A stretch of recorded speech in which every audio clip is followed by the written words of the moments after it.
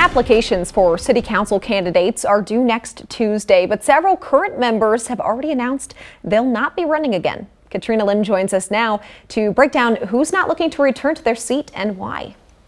Shannon, 3 council incumbents have formally declared they will not be seeking another term, including the current vice president and an at-large member who's been in his position for more than a decade.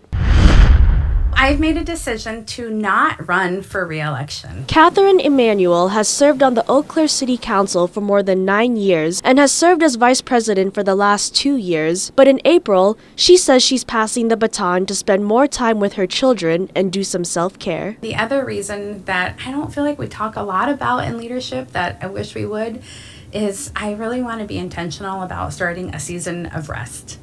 And while I love public service and I highly recommend it and I hope I can continue it in some way, shape, or form, I also think it's really important to put air in your tires. In 2012, Emanuel made Eau Claire history as the first and only Latina woman of color to serve in her government position. Her current colleague, David Klinkhammer's length of service on city council spans 14 years. He says he's not seeking another term because he'd like to finally retire, but says he's been a part of a lot of exciting growth in the area. Still continuing with all of the development that has occurred since I was elected. Things like the Pablo Center were especially rewarding. Even now, to see what's going on at the Cannery District and what's happening downtown. As for future council members, Klinkhammer says they'll need to have a heart for service. That you have a strong love or a passion for doing what can be done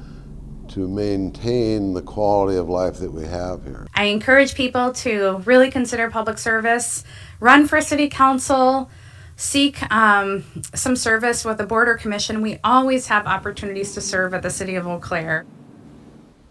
Now, council member John Lohr was elected in April 2019 and is also not seeking another term in the spring.